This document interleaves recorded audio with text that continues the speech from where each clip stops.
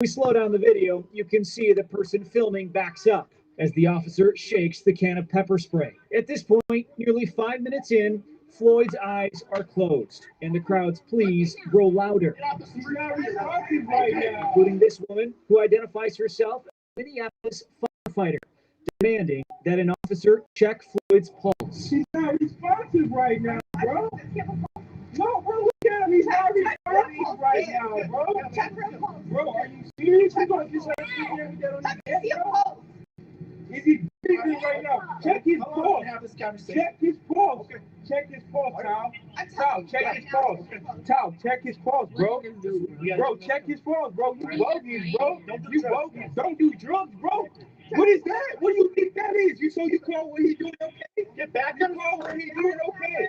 You call what you doing? You call what he doing okay, bro? You're firefighter, yes, bro. I am from Minneapolis. Okay, bro, you call. You think that's okay? Check his pulse. Check his right. Stop. Check his pulse. Get back in the check. The man ain't moved yet, bro.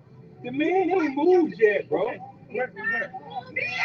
Okay, bro, you're a bum, bro. You're a bum, bro. You're definitely a bum, bro. What it is. Tell me what his pulse is right now. Check the pulse. Bro, he has not moved not one time. Nearly 3 minutes after Floyd stops moving, Hey, look at that, bro. paramedics arrive and another officer does take Floyd's pulse. Moments later, medics hoist Floyd on a stretcher and take him to HCMC, where he later dies. Freedom of speech. That was Ryan Raish reporting, and we do understand that video is very hard to watch. It is.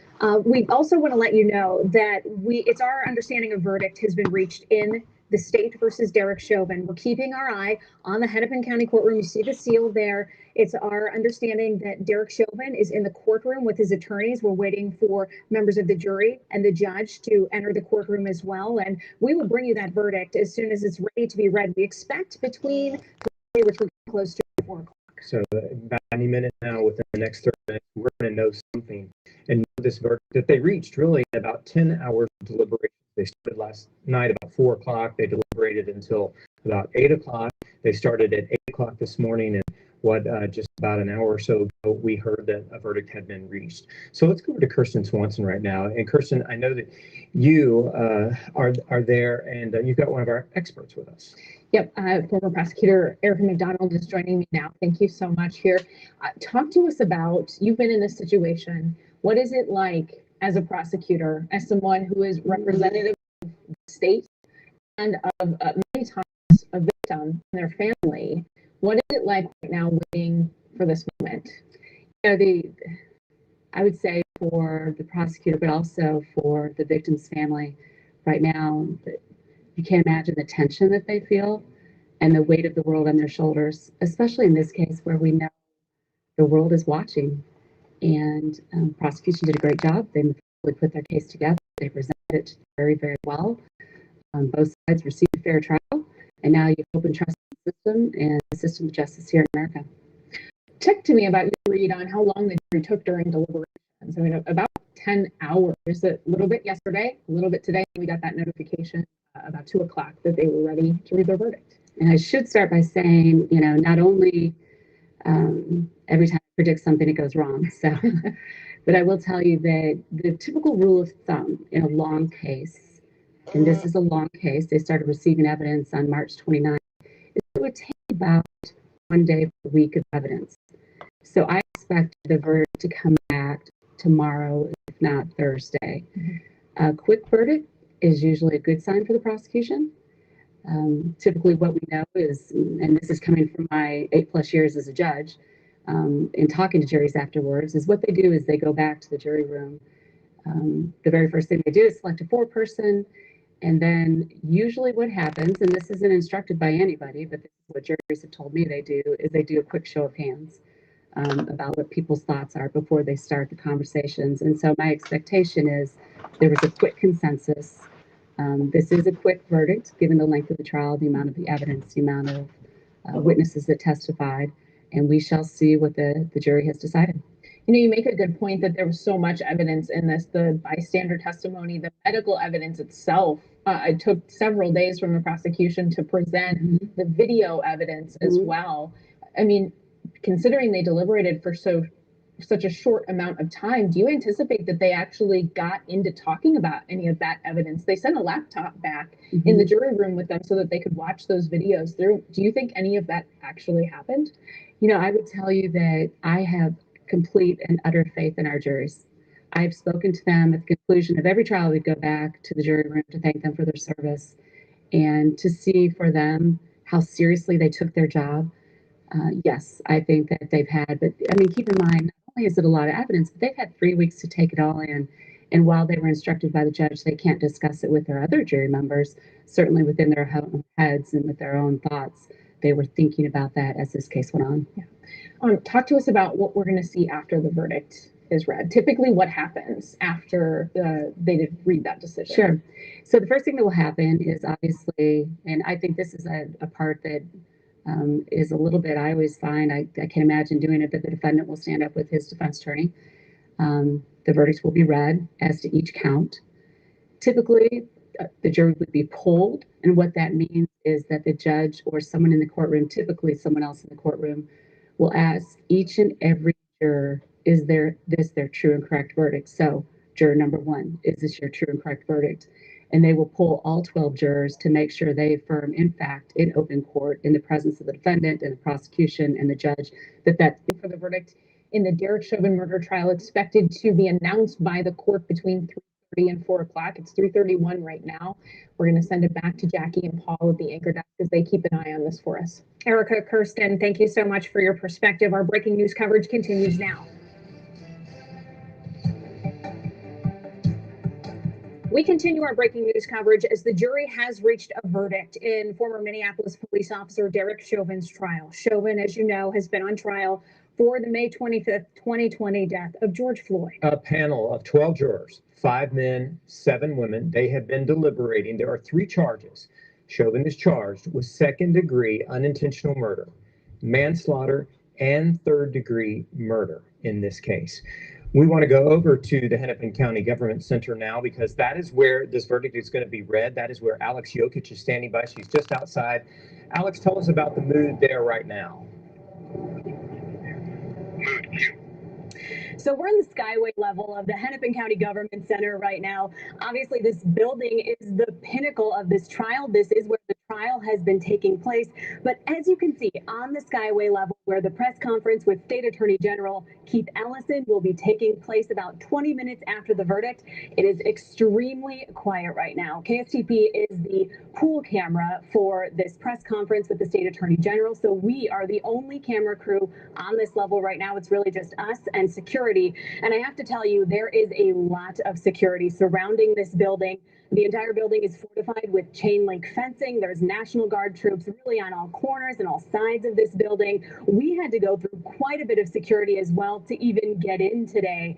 And so again, it is truly just us here on the Skyway level right now. We did see some key players start trickling in. We saw the Reverend Jesse Jackson come in just about 10 minutes ago, along with what appeared to be some members of the Floyd family. So people are starting to come back in, and the mood in here right now, again, is just very quiet. Everyone's waiting. Everyone's wondering what that jury's verdict will be. We are as well. And again, KSTP will be the pool camera on the press conference with the State Attorney General. So we'll hear from Keith Ellison. We'll also hear from Hennepin County Attorney Mike Freeman, who was on the case in the beginning, and then also members of the state's trial team. So okay, Alex, we're gonna that press conference. We're gonna leave you there after the verdict is okay. read. We have Alex to leave it there with Alex. We'll get back with her in just a minute. We do want to bring in a note that we just learned from former U.S. Attorney Erica McDonald, who is here providing analysis with us. She mentioned that traffic is kind of pouring out of the downtown area right now in anticipation of this news coming down.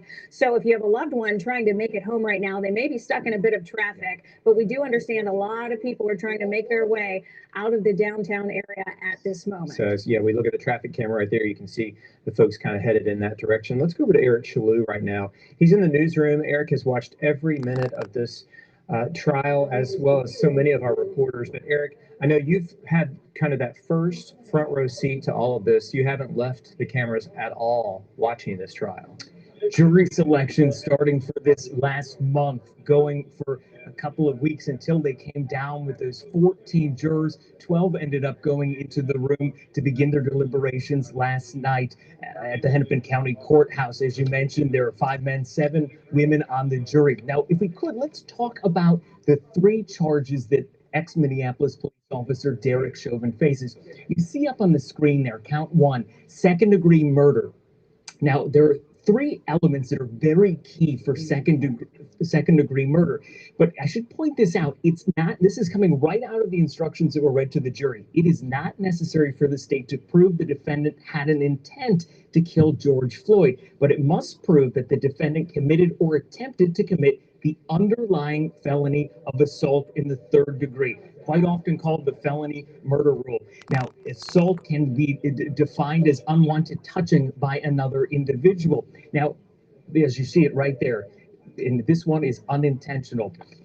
Second degree murder. Now back to the other counts. There's 3rd degree murder that's also on the table, and the jury is also weighing 2nd degree manslaughter. And what you see on the screen there, the maximum, that is the extent, obviously, that a judge could impose for a sentence. But since Derek Chauvin, it all depends on what happens with the jury, and it also depends on if they come back with a guilty verdict as to where the judge would then weigh the penalty on any of those offenses. So when the jury went in, they selected a 4-person, and they're going to have 3 envelopes the judge described that have all of those 3 counts in them. They will then fill them out, seal the envelopes, give them to the bailiff, and then that's when the bailiff notified the judge this afternoon at around 2:28. Verdict had been reached. Now, joining us live is former criminal defense attorney and current University of St. Thomas law professor Rachel Moran. Rachel, you've been with us throughout this whole process, and before, you've described this trial as quite unique when it comes to the charges, how it took place before, and how it took place during the trial, and then now with 10 hours of deliberation. What's your take going in as we await the jury's verdict? Well, regardless of what happens, this has been an absolutely gut-wrenching trial and a devastating death for Mr. Floyd, his family, and so many people in Minneapolis. What the jury does now can't fully bring back justice to Mr. Floyd and his family, but it can certainly speak to the issue of whether Derek Chauvin should be held accountable for his role in Mr. Floyd's death. We know everyone in Minnesota, the country, and the world are watching this. From what you saw play out yesterday with closing arguments, what do you think about the performances of both sides to leave that final impression on the jury? Well, they both talked for a very long time, and I'm not sure that's an effective strategy. For the defense, we really heard the first coherent articulation of a case theory that we've heard all trial. And the defense, Mr. Nelson, argued over and over that this was a reasonable officer acting reasonably given the circumstances he knew and the threat he believed he faced.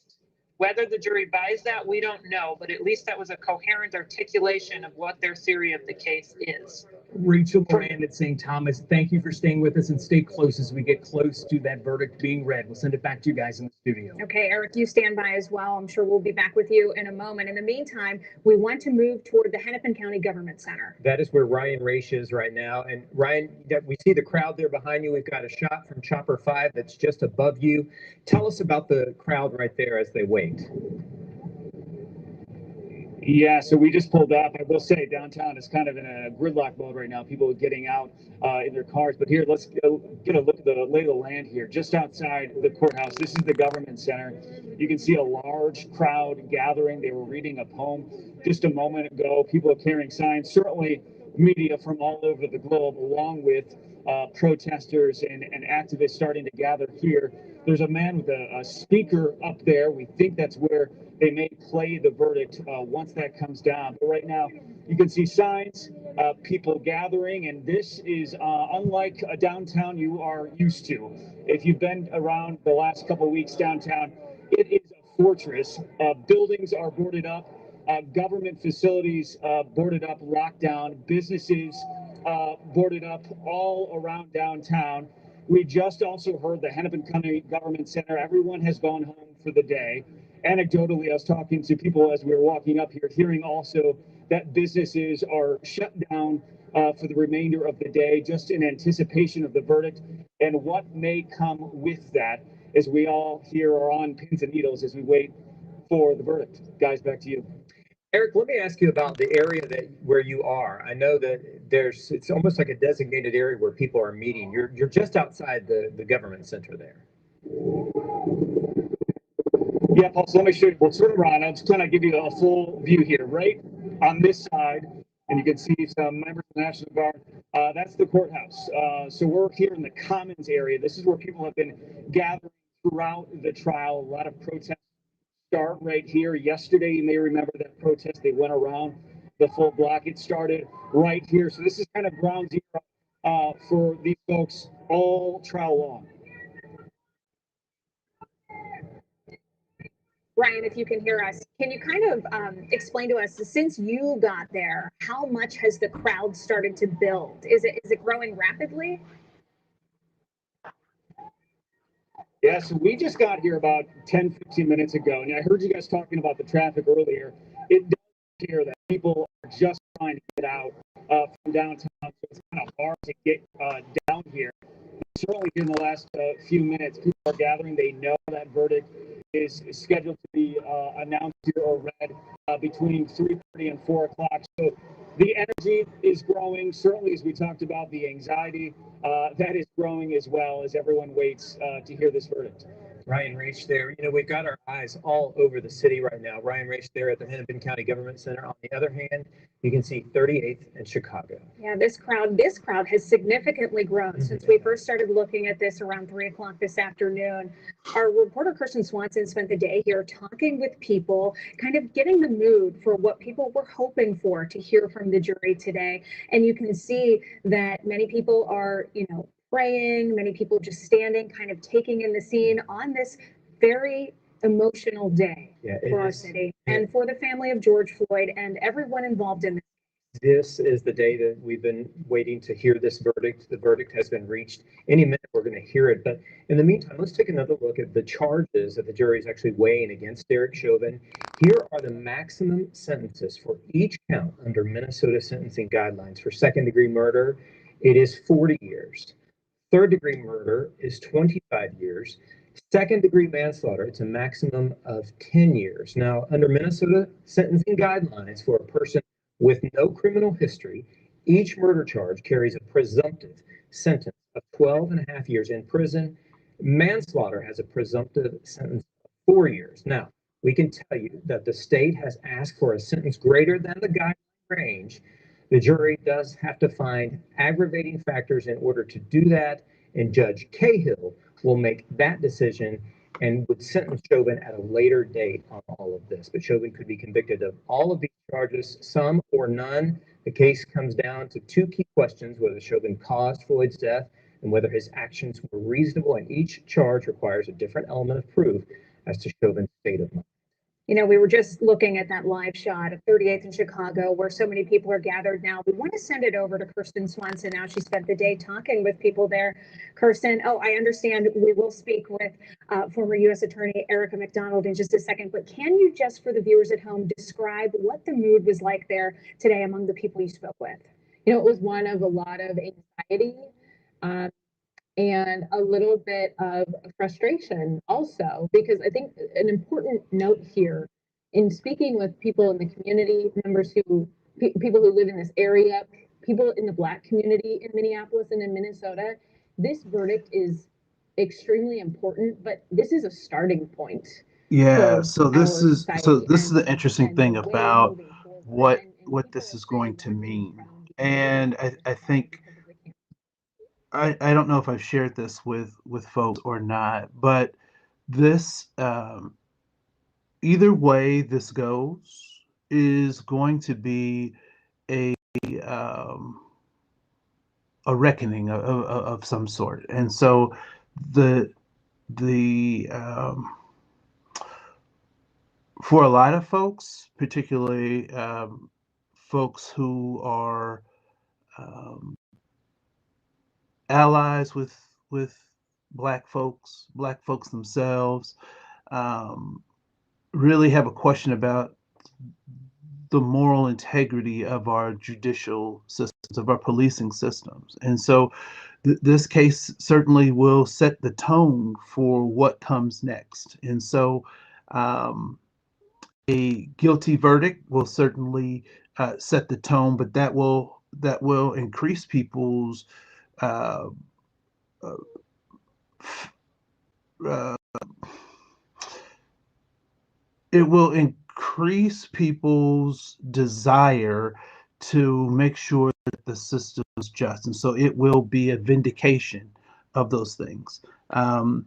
And if it if it goes the other way, it will confirm what people feel and think about the criminal justice system and law enforcement. So, yeah, we'll come back to the news. I think that that's an interesting point. That in this particular case, it is going to be interesting to see what comes next, right? And so I think the outcome is going to be, yeah, it'll be interesting to see what comes next. Yeah, a lot of people fleeing downtown as they wait for the verdict to come in. And just really in the last 15, 20 minutes, this crowd has easily doubled. There's a gentleman there in the center, and people are kind of taking turns taking the microphone, doing chants, reading a poem, sort of, I guess, pumping up this crowd as we wait this moment that people have been waiting for weeks and I guess a full year. You can see people raising their fists sort of in solidarity. But this is a downtown, as we talked about earlier, that just doesn't look like normal downtown Minneapolis. It is just a completely different place. You can see National Guard members up there on sort of the mezzanine level there of the government center, but we are right outside of the courthouse. We believe that the verdict will be played out here, so the people who are gathering here, the protesters, the demonstrators, they'll be able to hear it as it is read from the courtroom. But again, as you mentioned, getting down here to downtown was kind of difficult because of all the traffic, people leaving. We've heard the court employees have been told to go home. I've talked to some other folks here who work downtown. They have been told that their businesses have also closed for the day. So again, downtown looking and feeling much different than what we're used to as we wait for this verdict. Ryan, you mentioned this. The National Guard that's just over your left shoulder there, we see them standing there. Have they been there all afternoon, or have they just come out in the past few minutes? Yeah, so the members of the National Guard, they're part of Operation Safety Net. They have been here throughout the trial, certainly more so in the later phase of this trial. But, you know, from what I've noticed and certainly covering the protests yesterday, they try to stay in the shadows when they can. So they're kind of there as need be. They're there just in case they're called. And, you know, we saw certainly that story last night, that fire in Northeast Minneapolis. A member of the couple members of the National Guard went along with firefighters just there as protection. And that's part of the phase 3 of Operation Safety Net. That's why you see them up there at the court. I was just listening to this chant. If you want to turn around, Lee, and show this gentleman on the megaphone, we can listen in for a moment.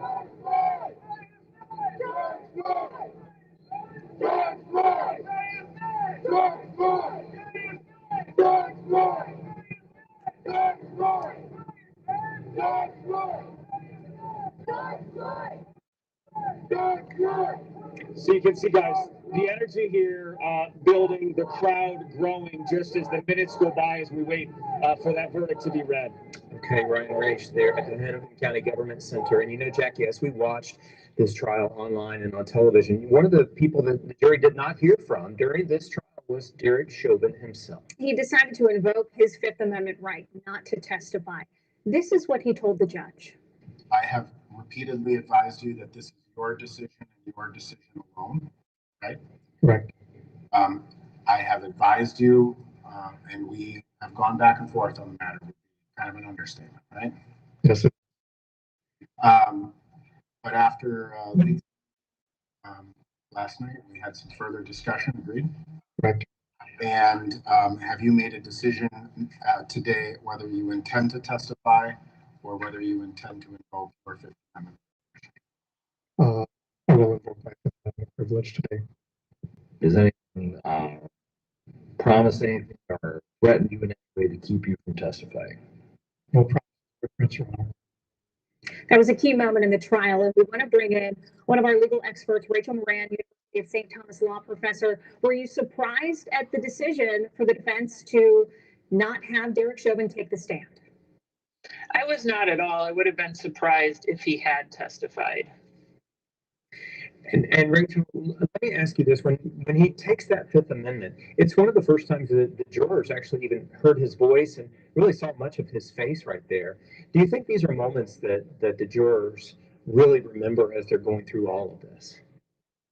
Well, in that particular moment when Mr. Chauvin told the judge he would not be testifying, the jury wasn't even in the courtroom. Right. The court is so respectful of his right not to testify that he asked those questions without the jurors even present. So the first time they really saw his face was when he took off the mask for closing arguments. But the jurors are told not to make anything of the fact that he chose not to testify. Of course, as a practical matter, sometimes jurors do read into that, but they're told that they're not supposed to in a criminal case. Okay. Rachel Moran, we have to leave it there. Thank you so much for your perspective on that matter in the case. We want to turn it over now to Kirsten. She's standing by with former U.S. Attorney Eric McDonald. Kirsten, you know, we've been watching all of this unfold. You have as well. What do you make of as we watch the time tick down now, waiting to hear this verdict? There's so much anticipation building as we await this verdict. Yeah, and as you can see from Riley, she's outside of the courthouse, lots of people buzzing around and sharing in this nervous energy and tension. You know, I want to ask Erica here, you're in a really interesting position because when this incident happened, you were the U.S. attorney. Right. And you tell me that you spoke with the Floyd family. Tell us about that experience, that travel to Houston, and what that was like. So, you know, one of the most important things in any case involving a potential civil rights violation is you meet with the family early. I have a wonderful relationship with our Attorney General, Keith Ellison, and we made a decision to get there as quickly as we could to speak with the family so we could answer their questions so they could understand, you know, federal prosecutions versus state prosecutions. This family is a strong family full of faith and full of love. They certainly mourn the death of Perry, which is how he's known in the family, but made it very clear that they believe that they were chosen in this time to raise awareness on these issues and to stand as people of faith as they speak to the community. And this is their call to action, and they hope the American people in the world will rise with them to talk about these injustices and things that, you know, as a country we're dealing with and as a world we're dealing with. I will tell you that being a Texas girl, they welcomed me in their house like a Texan would, and we sat in their living room and we talked for a very long time, had a wonderful conversation, and I left there thinking, what a wonderful family. And if anything, they're going to be tighter because of it. I know they're upset right now and probably nervous, but there's no doubt in my mind that this is a tight, strong family full of faith. Yeah, and I was just going to ask you kind of that question, which is without knowing, you know, how they're feeling, what do you think the mood is like among the family waiting for this verdict? I can't imagine the tension, anxiety, feeling, you know, they, as you said, watching all these videos and watching everything as it transpired in the courtroom, but they've been living it for a long time. So they've been reliving these moments for a very long time. So now to have it kind of come to the stage, I think that there's a high amount of tension and a high amount of hope. Yeah, Erica McDonald, thank you. She's going to be with us throughout the evening here, giving us some context on these issues, but we want to send it back to Paul and Jackie at this point. Okay, yeah, Thank good you. to hear from Erica and her thoughts on that because Yeah. she knows the family. Yeah. Okay, we are just a few minutes away from hearing this verdict expected by 4 o'clock. But in the meantime, we want to take you to George Floyd Square with reporter Ben Henry. Ben, what are you seeing there? Are you speaking with people? What are they saying? Hey, Jackie. Hey, Paul. The mood right now is intense. Everyone's just kind of waiting around, of course, for that verdict. But there is a lot of people. We just arrived. I haven't been able to connect with anybody, but I did take a little walk around. Obviously, this is the intersection where George Floyd spent his final moments. It has turned into a healing space, and it has now transformed over the last week into that healing space once again. Right now, community members are one by one kind of taking turns speaking, sharing their thoughts. I understand there was a prayer just a little bit ago, but as so many around the world right now, everyone is just kind of waiting around. They're patiently standing here with their families. The demographics range from all over, age ranges from all over. I see many little kids as we were driving up. I saw a lot of families walking to this intersection to be part of this moment. Jackie and Paul, I'll leave it with you if you have any questions. I know you mentioned if I connected with anybody, but we did just get here, so I haven't been able to do that. Ben, I know you just arrived there on the scene. How many folks? We see what looks like maybe a couple hundred folks there behind you. And I noticed that there is a quiet in that atmosphere. Tell me about those folks there. That's right. There isn't. They're not chanting. There are no calls for justice, as we've heard, during some of these organizings. But it is just that sense of calm right now. It is peaceful. Again, I mentioned a lot of people with their family members, with their spouses, standing in small groups. Yeah, I'd easily say dozens of people, likely over 100. I'm standing in the intersection across the street from Cup Foods, and then for me, all the way past Cup Foods and past where George spent his final moments, it is filled with people. Of course, there's that beautiful mural of George. That is where some of those community members are standing right now, kind of taking their time, taking some moments to reflect and offer peace. And I mentioned there was also a prayer not too long ago. Okay, Ben, we want to give you the time to go and speak with some of the people there. We'll catch up with you in just a minute. Paul, you make a good observation, though, about how quiet and how peaceful it is at 38th in Chicago. It's kind of the opposite of what we've seen from Ryan Raish's shot at the Hennepin County Government Center. That's where we heard the chants and people kind of having a different tone. Two different scenes for the same thing. We are waiting this verdict. Of course, sometime between 3:30 and 4, so we're headed to 4 o'clock right now. So perhaps it will be at 4. It could be a little bit later. You just don't know with these kinds of things. But a verdict has been reached in this in really just about 8 hours of deliberations for that jury. They got it yesterday at 4 o'clock. And we've got a reporter with our Houston ABC affiliate, KTRK, sat down with George Floyd's brother, Felonious, in an exclusive interview, and this was just a few days ago. Yeah, he talked about what a guilty verdict would mean for his family and the movement for social justice.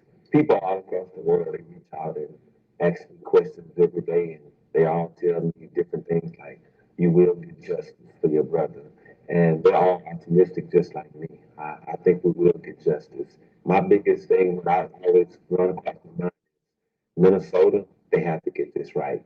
The jurors, they have to get this right. He just was like a person. That's Felonious Floyd. He testified in that trial last week. He was one of those jurors describing what it was like growing up with his brother and what George Floyd's loss has really been like for his family to go through. This is a spark of life testimony. It's something that Minnesota has, that a lot of states don't have this, where a family member can come in and really share what the person was like, George Floyd. Providing that emotional testimony. We do want to take you to a bird's eye view now, if we can pull up the shot of the Hennepin County Government Center from Chopper 5. Do we have, there it is, there's the shot. You can see this crowd is steadily building. Our Ryan Raish is on the ground there. Our Alex Jokic is inside at the Hennepin County Government Center. Our crew is really kind of fanned out all over the place to bring you continuing coverage as we for the verdict in the state versus Derek Chauvin. There are different scenes that we continue to watch. This Chopper 5 shot right here, you can see that crowd and you can see the traffic right there.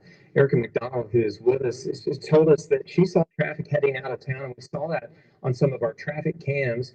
We could see folks headed out of the city, and of course there are the folks that are headed in that really want to know what happened, what the verdict is. So it is very interesting to me that Saturday Night Live decided to do a comedy skit on Minnesota, and the thing that I thought was very interesting about their skit was that it was designed to be funny. However, for many folks, there wasn't much laughter in that, given the reality that oftentimes we face in these situations where where officers are involved and there's some ambiguity around what can be proven about what happened versus what was seen as what was happening. And so I think that adds to the complexity of what's going on in terms of the pit that is in many people's stomachs, and I would just say that I have in my stomach, is that and I will share this, and I thought this was interesting, that in speaking with some of my law enforcement friends, they recognize that they can actually pull you over in your vehicle for some violation. They can find a violation. They can, there's so many laws on the books around vehicles that they can basically stop you for any reason and figure out ways to justify that. And so it's just interesting that those types of things still happen in a criminal justice system that's designed to protect and serve, right? And some of my closest police friends really focus on the service part as opposed to the protecting part, which we'll see if there's a pivot in that conversation. So we'll get back to the rest of the commentators. Overlooking this crowd, that is the courthouse right there. We're in the commons area. And then all around this government center, it is boarded up, locked down, barricades, fences. It is hard to get around downtown, certainly as people are sort of fleeing. We heard the courthouse employees have ended their day early. Other businesses have also closed early, all in anticipation of the verdict and what may come along with it, guys. Ryan Reese reporting on the ground outside the Hennepin County Government Center. In the meantime, we want to send it over to Eric Chalou. He's in the newsroom now, I believe. Eric? Well, the jury has been deliberating for about 10 hours, 4 hours yesterday, then it started about 8 o'clock this morning. Those 5 men and 7 women that are making up the Derek Chauvin jury. Now, they have 3 counts before them. They were shown in court yesterday by the prosecutors, almost a little matrix sheet to go through to try to match up rather each of the different elements that need to be met. You can see there, count 1, second-degree murder, count 2, third-degree murder, and then the third count down below there, second-degree manslaughter. One of the prosecutors, Steve Slisher, told them during closing arguments they saw on the video, well, it was not, what he said was, it's not policing, it's murder. That was one of the final thoughts that prosecutors left the jury with during closing arguments, and it was a very long closing argument. It went over 6 hours, and joining us now live is Rachel Moran from the University of St. Thomas, where she is a law professor and she's a former criminal defense attorney. Rachel, the jury coming back this afternoon saying they had a verdict, it'd be read in court, both sides racing to the courthouse. You've been in that role before. What's going through their minds? It's incredibly tense. They know that a significant decision, a life-altering decision really, is about to happen, and they don't know what it is. And it's hard to overstate the tension of that moment. Rachel, as someone who's been in the courtroom presenting to the jury, I'm sure this had to be very difficult for prosecutors and the defense with the COVID restrictions, with the jury wearing masks. I'm sure you've given lines that you just want to see that reaction just to see how your case is going. And that's not going on because of COVID restrictions. If you could talk to us a little about that. That's so true. One of the things lawyers always try to do is get a read throughout the trial on the jurors and how they're responding, whether they're smiling, whether they're disgusted at certain arguments. And you try to do that the whole trial. And in this situation with the masks on, it's a lot harder to do that. And so the lawyers may have felt even less certain than usual about how the jurors were responding to their arguments. Rachel, if you could talk to our viewers as well about the most serious offense that Derek Chauvin faces, that second-degree murder.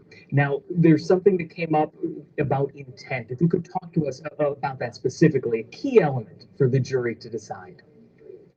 Sure. Well, The second-degree murder charge requires the jury to decide whether Mr. Chauvin was assaulting or attempting to assault George Floyd.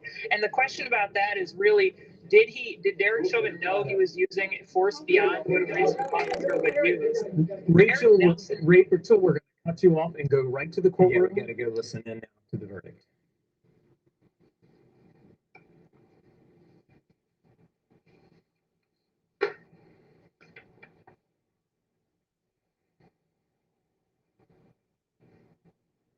This is Judge Peter Cahill testing the microphone there as we await the verdict. We know that Derek Chauvin could be convicted on all charges today, convicted on some charges, maybe none. Let's listen in.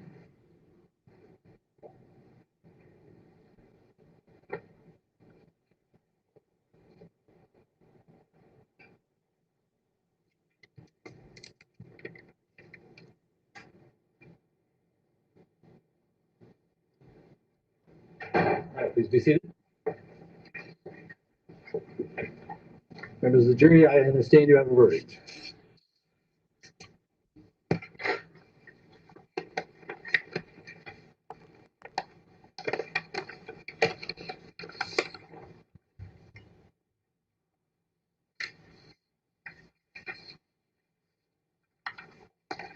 Members of the jury, I will now read the verdicts as they will appear in the permanent records of the 4th Judicial District. State of Minnesota, County of Hennepin, District Court, 4th Judicial District. State of Minnesota Plaintiff versus Derek Michael Chauvin, Defendant. Verdict, count 1. Court file number 27, CR 20-12646. We, the jury, in the above entitled matter as to count 1, unintentional second-degree murder while committing a felony, find the defendant guilty. This verdict agreed to this 20th day of April, 2021 at 1:44 p.m. Signed, juror 4-person, juror number 19. Same caption, verdict count 2. We, the jury, in the above entitled matter as to count 2, third-degree murder, perpetrating an eminently dangerous act, find the defendant guilty. This verdict agreed to this 20th day of April, 2021 at 1:45 p.m. Signed by jury 4-person, juror number 19. Same caption, verdict count 3. We, the jury, in the above entitled matter as to count 3, second-degree manslaughter, culpable negligence, creating an unreasonable risk, find the defendant guilty. This verdict agreed to this 20th day of April, 2021 at 1:45 p.m. Jury 4-person 019.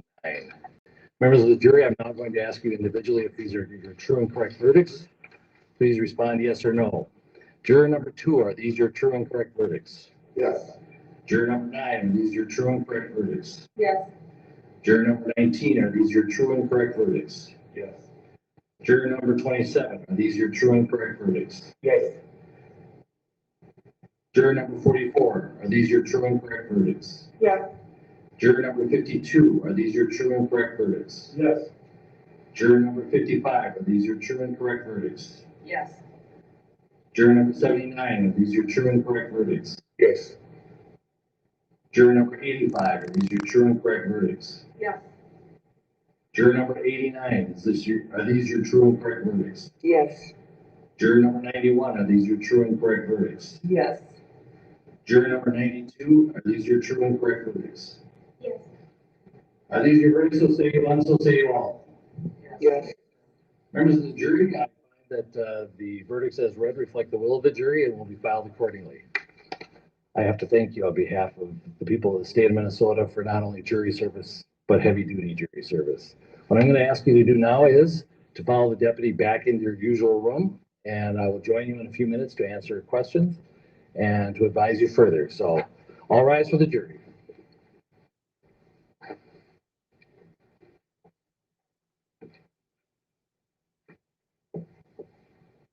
And as you've just been listening in, Derek Chauvin has been found guilty on all counts. That is second-degree murder, third-degree murder, and second-degree manslaughter. The jury making a decision to find him guilty on all 3 charges in this case. And this did not take very long. It was guilty, guilty, guilty. Let's listen to Judge Cahill.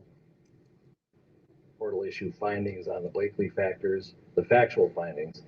1 week after that, we'll order a PSI immediately returnable in 4 weeks.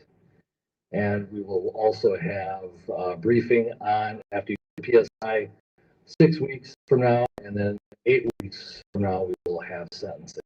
We'll get you the exact dates in a scheduling order. Is there a motion on behalf of the state? They would move to have the court revoke the defendant's bail and remand him into custody. I think so. Bail is revoked, bond is discharged, and the defendant is remanded to custody of the Hennepin County Sheriff. Anything further? All right. Thank you. So Derek Chauvin will go to jail immediately and all of this. He is going to be placed back in custody. As you heard just now, bail has been revoked, bond has been discharged, and it will be about 8 weeks before we learn the sentencing in this case. I do understand we have some legal experts standing by, so I want to bring some of them in shortly so we can kind of discuss. So I want to be really clear that that reform is still needed. So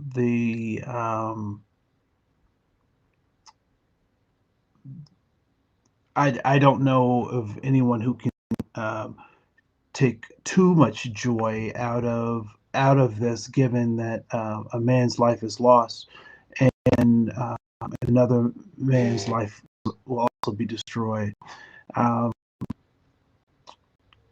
The commentary and the things that we'll hear next will